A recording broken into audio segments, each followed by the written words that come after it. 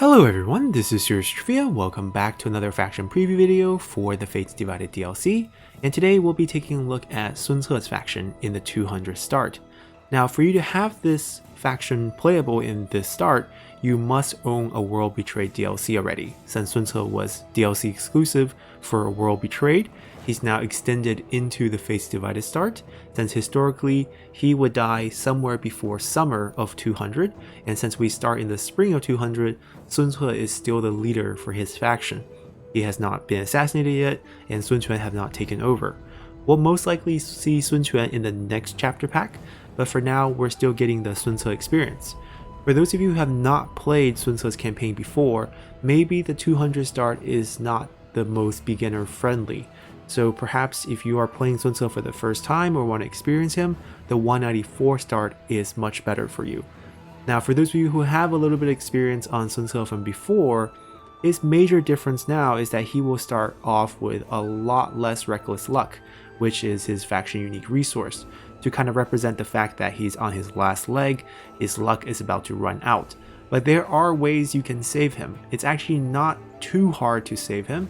The difficulty comes in where even if you overcome your initial low reckless luck and the depletion and save him to the point where he will not die, since Sun Ce is one of these faction leaders that will actually die when your faction unique resource runs out, even if you survive, you will start the game off at the low end of reckless luck, and you only can build it up slowly even after you complete, say, all your ambition missions, because it goes up to about plus 12, I believe, and the decay is always 10 points, so you're gaining those points back very slowly, so you will not be able to enjoy those high tier bonuses on reckless luck, whereas you had those pretty much throughout your campaign in 194. So all those awesome movement and discounts, you will probably not see them until the late game. So that's where this campaign is hard. Now, in terms of the characters, you see the cast is very similar to the end result of your 194 campaign, where all these officers will join you. You will start out with them now, which is pretty cool. And in terms of the character setup for Sun Ce himself, the bonuses are the same. You still have the very awesome plus 100% charge bonus for cavalry, making your cavalry super strong. And you still have the half off on colonizing new land and some increased damage for all shock cavalry. The faction for traits for Sun Ce all the same, and the units, since you do own a World Betrayed to be able to play this, you also have access to the Tiger Guard and the Handmaiden Guard, in addition to Sun Jian's former 3 mercenary units. So let's hop into game and take a look at our situation. So you can see here real quick that you do own most of the south already. You already proceeded pretty well with your ambition, and we'll talk about the historical setup, how we got there, as well as plan out how to deal with the low reckless luck in the beginning. So let's jump into game. 主公，您已将江东大片领地收入囊中，但要做的事还很多，前路上还有诸多阻碍。主公的好几位老对手，包括严白虎，都投奔至许昭的阵营，他们会继续与您作对。这一次，我们务必要斩草除根。大江对岸的陈登，早已对主公的领土虎视眈眈。他是横亘在您和江东一统之间的障碍，同样不容忽视。曹操和袁绍忙于争夺北方，胜者将一家独大，所向披靡。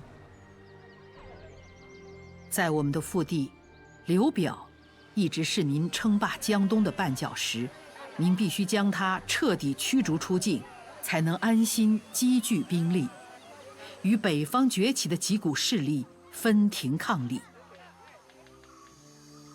刘繇的故地落在了华歆的手中，无论用口舌还是刀剑，必须将他拿下，才能将整座江东收入囊中。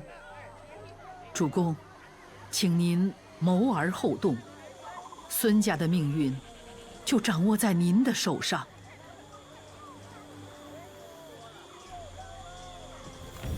Alrighty, we got a pretty fair introduction with the flyby. and our first mission is prepare to strike. They want us to recruit units, 8 more units exactly. It's not hard. You get a little bit of money to refund you for that. It's an interesting first challenge issue. It's not the first battle mission. Your first battle mission is to defeat 3 armies or garrison from the following faction. Huaxing, who now holds Yuzhang. He's basically a former administrator under Liu Yao. Liu Yao has died to sickness by this start, so that Huaxing kind of took over some of the remaining commanderies and is the last forces defending against Sun Ce here in the south. And we have some somber omens. So you awaken from a tumultuous dream. In it, you experience death over and over in myriad ways. The more you run from it, the more intensely it comes for you. Could this be a sign of a sealed fate? In which case, should you rebel against it? So obviously, as a player, if you are playing as Sun Ce's faction, I'm pretty sure you will try your best to keep him alive, because your mechanic is locked in as Reckless Luck. If you want to experience Sun Quan, you are definitely have to wait till the next chapter pack DLC launches. For now, you're on rescue mission for Sun Ce, so you are definitely rebelling against it, but this also hints that perhaps the AI Sun Ce would always die in some sort of event, similar to how Sun Jian passes away. Maybe it's a small possibility where it doesn't trigger, like Dong Zhuo's death and Sun Jian's death. There are scenarios where you could luck out and your campaign exists where Sun Ce doesn't die, but most likely he's probably going to die off script. And for us, there's a few things to make note. I have already told developers that, oh, it's already been fixed. They fixed it in between the patch. Nope, never mind. Just not showing up as a spawn. We should not have the Imperial Jade Seal, right? So no matter which version of history we're writing, if we have all these officers, including Huang Gai, Han Dang, Chen Pu, these are the former officers that belong to our father, which worked for Yuan Shu. And when we came down south, we traded in the seal in romance to get these officers. Historically, Yuan Shu had the seal the whole time, got it from our mother soon after our father's death, but that's the situation. And you can see down the list, we have pretty much all the familiar faces. I think if you guys played A World Betrayed or have seen any of my lore series, none of these names should be unfamiliar. The only one that could be new is Zhang Chung. Wait, there's a problem with Zhang Chung. Okay, so Zhang Chung is Zhang Zhao's son, would go on to be a great court official in the second generation of officers that belong to Wu. But he's old. Does he have the right Chinese characters?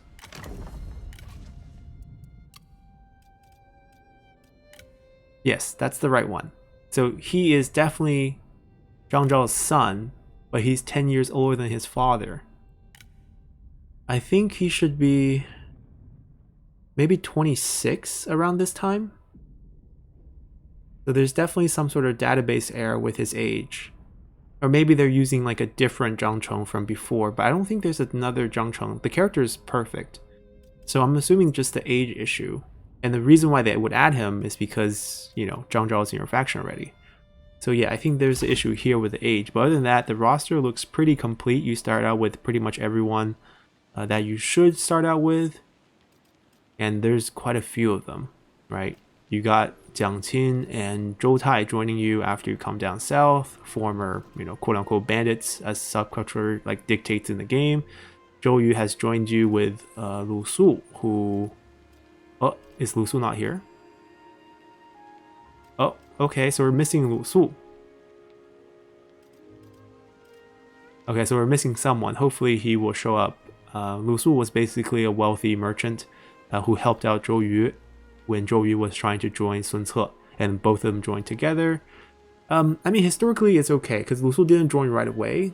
Lu Su would join later on, closer to the Battle Tribute, getting recommended by Zhou Yu to help out Sun Quan, not Sun Ce. So it's probably more historical this way, even though we have Lu Su somehow joining Sun Jian in 190, which is the ahistorical part.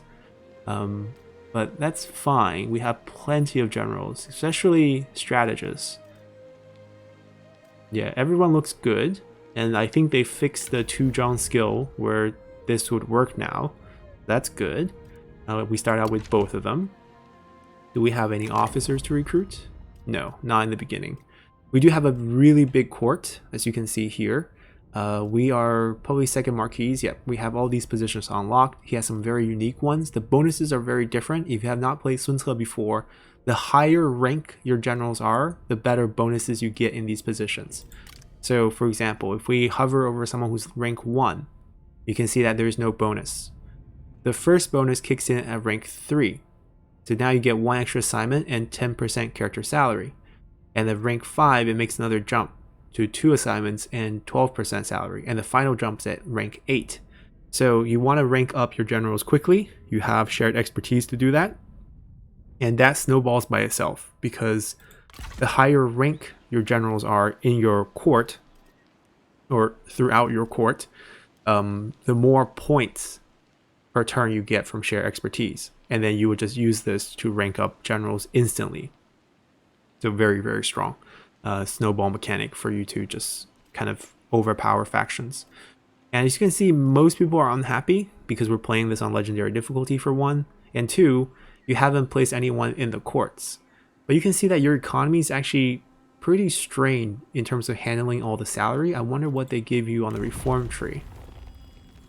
We got 10% here. Oh, I'm surprised they didn't give you 20% here. Okay, so there's potential for another 30% decrease here on the salary. We're currently at 10. And if you notice from before, we already mentioned that in the courts, the chancellor position, instead of giving the flat peasantry increase, Sun Ce has a very different core structure. You can get character salary discount here. I think it maxed out 15%. That could potentially be 55% discount. And I think there's a default bonus here, 20%. So you can be at 75% character salary discount for Sun Ce's faction pretty easily. You're 3 reforms away. And that way you can afford the salary of putting people into your court as well. So that's the constraining part. But in the long run, the raw percentage of character salary discount is very worth it. Because if you think about it, you can give them titles, you can give them positions.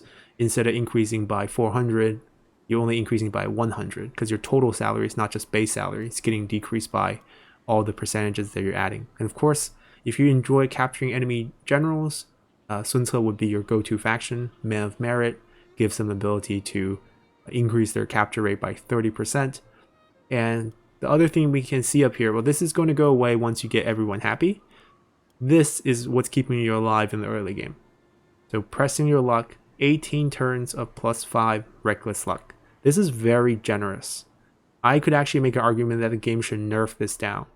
Because right now, if we go into our Legacy of Wu, we can see that we currently have finished Kuaizi's mission. We got 2 points here. We finished the Old Guard, 1 point. And we also finished the Next Generation, which gives no points. So technically we are +3. The decay every turn is -10. So we start out with 20. If we don't have this, pressing your luck, we would die in 3 turns. Right, because it's -7 a turn. In 3 turns, we would just be dead if we don't do anything. And I think that's historical, right? I guess for players' sake, that's really rough for you to overcome. Because you can't finish that many Legacy of Wu. You're pretty much doomed. With this, however, you're now suddenly at 10 turns from dying, if you don't do anything. Which is very generous, and also goes against history a little bit. And if you look at the ones we can do, the potential for the increase, right? 2, 2, 2, that's 6 points, 7 points. There's nothing here, 7.9 points. I think that's it. Oh, 2 more here, but this is very hard to get, 11 points. So at the end of the day, you get 11 more points on top of the 3 points that you have. So that's 14 points total on Legacy of Wu if you finish all the ones that give you reckless luck. So if you think about it that way, then your net increase moving forward would be +4 a turn, which, you know, it's very generous because you're not finishing some of those later ambitions where you have to control land north of the Yellow River. That's just going to be very hard for you to do. So you're still probably just going to be at break even. My guess is you're going to break even sometime in the mid game, when this expires. So for you to get bonuses here, as each tier up gives quite a bit of bonus. As you can see here, maximum you get 40% campaign movement range, which is nuts. 15%, retinue upkeep, 15 military supplies. These are great bonuses. You're not going to see these playing in the 200 start for a long time because you're just going to struggle building up your points. These 18 turns are essential. You must rush as much as you can during these turns where you have the passive +5. That way you can build this up high enough so that once you lose this, you can still maintain it to A, not kill yourself, and B, to keep these bonuses, or else you're going to have a very hard time in the game. So that's kind of the goal here. And there's some of these that are actually quite difficult to do because let's say this one, secure the mountains. They want you to control Xingdu, but Xingdu is currently controlled by your uncle, Wu Jing, as your vassal. So it doesn't count as completion, which is really awkward because what are we going to do? Like, we could annex him, but that would kill our, not only kill our, satisfaction attitude with our generals, but when we issue this, it'll warn you that you're going to get hit with 37 points of treachery, right? That's not nice. So of course you can have little, cheesy ways of finishing this, I'm sure. First off, they need to fix this. They're brother and sisters. Don't make this happen. But we can trade territories, technically, because they fixed it in the patch where if you acquire the territory through diplomacy, like trade, it would count. So we already have Kuaiji. What you can do is probably just offer land here to trade for their land. Now, it's not going to be even, but it's going to be close. And once you get one piece, just use that one piece to trade for the other piece and just rotate around, right? Be like, I grab this one, then I trade this one for that one, and then I trade this one for that one. That way you get to capture each one once. And you probably still want a vassal. They reduce corruption, they pay you tribute, it's not bad. So that way you can still give them some land at the end. Xingdu is okay to give away, Kuaiji is even, it's fine to give away. You don't need that much food, you're going to be fine. So that's the only way I see you can deal with that. Historically, yeah, Wu Jing was given commandery. I don't think Xingdu was his commandery though, but that's a minor issue. We have a couple enemies. So Xu Shao over here is a very nice guy. So historically, he's the good guy down south. He took a lot of guys in who lost. Sun Ce respected him, didn't want to attack him. We later found out that Xu Shao was dead to sickness, and then we went in and we captured Yan Baihu and we executed him. So Yan Baihu is still alive. He just doesn't have his own faction anymore. He already got beat in the 194 scenario, and he has ran off to join Xu Zhao over here. Unfortunately, we can't see Xu Zhao on this faction tree, as though, we are not friendly. Can I move him closer to get a view of him? Probably not. It's a very long distance. And we're also at war with Chengdeng, which is historical. We tried to fight them twice and we couldn't beat them. So that's not good. And since he is an ally of Cao Cao, that could drag us into a war. And historically, we were planning to assault Cao Cao during this period, but we unfortunately got assassinated, so we can't do much about that. On the western front, we have Huang Zu, who, historically killed our father. We want revenge, so we would want to go attack them.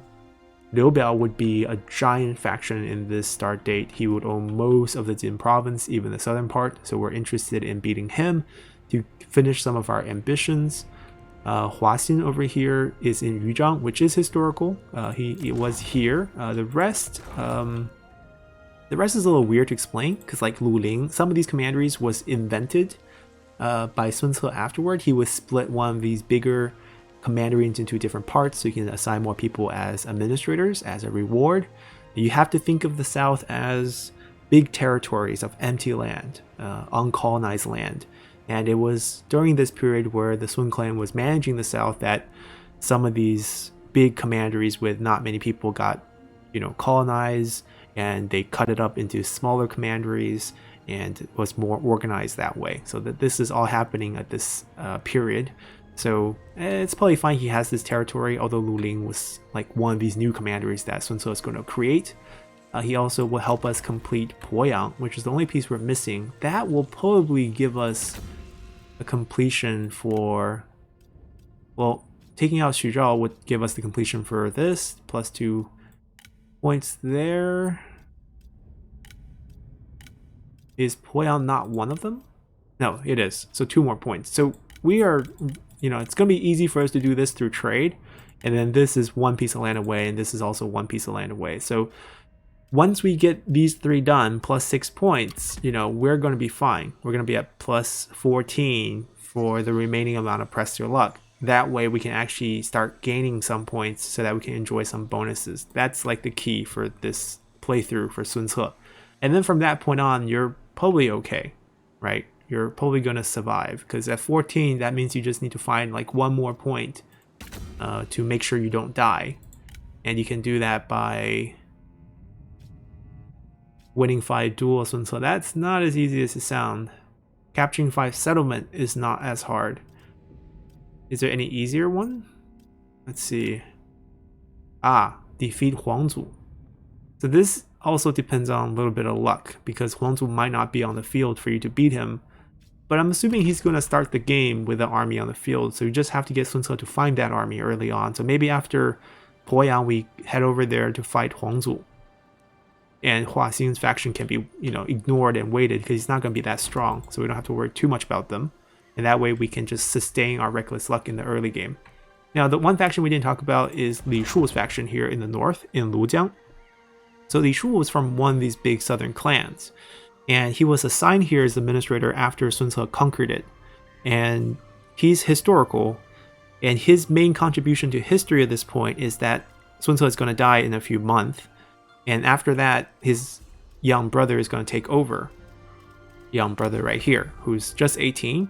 And Sun Quan had a lot of people doubting whether the Sun clan could hold on to power. A lot of these local and powerful southern clans who technically got conquered by Sun Ce, right? Sun Ce came down and just was on a tear, started to test the waters about becoming independent or not as loyal to the Sun clan, and Li Shu was propped up as the figurehead for this group.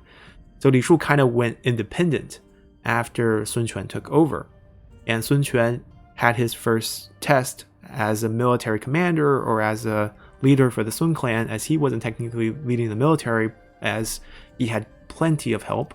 But their first target was taking out Li Shu.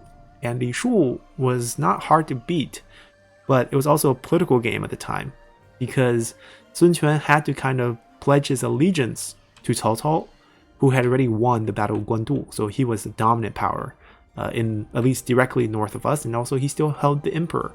So they had to bribe Cao Cao in saying that Li Shu was the one who, killed off some of the messengers that Cao Cao had sent to Sun Ce earlier, and Li Shu was the one who's trying to be a usurper or like a rebel against the Han, and that the Sun clan are loyal, Han officials, so that they're gonna do Cao Cao's bidding for him and help him eliminate Li Shu, and that they wish for either Cao Cao's support or for Cao Cao to not, interfere with this campaign. And Cao Cao basically observed at the time. He, even though Cao Cao won the Battle of Guandu, he still had to concern himself with the rest of the Yuan brothers, and he also was pretty depleted in terms of that war. It wasn't like a clean victory. It was a tough 3-month fight. He didn't have any supplies left. He wasn't going to interfere with this war, so he watched to see if Sun Quan can become capable enough to take out Li Shu. So even though it says Hefei here, Hefei wasn't really the city that it will eventually become. So we're not going to talk about Sun Quan and Hefei right now. But Sun Quan successfully beat Li Shu and executed him, and this really made a name for himself. And Sun Quan was able to kind of establish his position as the successor to the Sun clan, to Sun Jian and Sun Ce, for the south to remain under his control. Now, of course, there's still going to be a lot of bandit situations and unrest in the south for a long period at the beginning of Sun Quan's rule, but eventually defeating and killing Li Shu here as the first step really helped make a name for Sun Quan. So that's why he's here. As a vassal, everything's correct. as a target for us to kill later on, which is perfect. I don't know if that's going to be like an AI scripted event where he turns against Sun Quan once Sun Ce dies. That would be very cool, but I somehow doubt that, given that the sandbox experience is only accurate, in the beginning few stages, and I'm still unsure how they're going to treat Sun Ce's death if you're playing as some other faction where Sun Ce is the AI, but pretty eager to see that. This is a nice addition. Wu Jing's edition is nice. I just wish they could just put him on the family tree so we can have, stop having sister and brother marriages. And also, it's just awkward that he owns one of your ambitions and it's not checked for you because it doesn't count, vassal control as indirect control, which is fair, but it's just tough. You just have to somehow trick the system into saying that you have captured all of these at least once. So I'm thinking just do a trade swap. It would be a little bit pricey, but the reward would definitely be worth it. And that way you can still keep your uncle around as a vassal if you want. If you just don't care about untrustworthiness, then just go ahead and annex him. That'd be the quickest and most painless way of doing it. And maybe I can see them. Right, I kind of want to see what they did with his background title. Oh, they don't have him on the field, do they? Oh, he's here. So, Gracious Protector. That's the correct title, and he protected quite a few people. The reason why he's in the Wu Commandery is because, it's supposed to be a commandery, right? Danyang was a commandery, Wu was also a commandery. Wu's commandery's administrator in the future is going to be Zhu Zhi. But at this point, the former Wu commandery, I think I shared this story quite a few times in Let's Talk Lores, was sick, and his lieutenant took over as a temporum type of administrator, but then he got the idea, what if I kill the old guy, then I can take over. And then when they found out about that plan, Xu Zhao, who was also one of the officials working there, protected the old guy and took him in. So he protected quite a few people, including Yan Baihu, who joined him during this time. But he's going to die of sickness. It's not a very healthy environment down south. You have the tropic weather, you have the marshes. Plague was very common during this period, so a lot of people are going to die quite young here. It's just unfortunate. I mean, Liu Yao died of sickness. You have other generals here who will eventually die of sickness quite early on. Like Zhou Yu's technically kind of sickness / maybe some injuries. But then again, you have people like, Zhang Zhao and Zhang Hong who goes on to live quite a long time as well. So who knows? But things like this will happen. It's nice that he's here, even though I think at this time, even though he worked under the former administrator of Wu, I think he moved away out west as well. But giving you a little bit of something to fight over to finish your legacy in the beginning, especially keeping Yan Baihu in the game, it's good. You get to fight him one more time and beat him. So hopefully you guys enjoyed this little preview. Not too much to talk about these former factions that everyone should be fairly familiar with. And we'll move on to the next one. So until then, bye!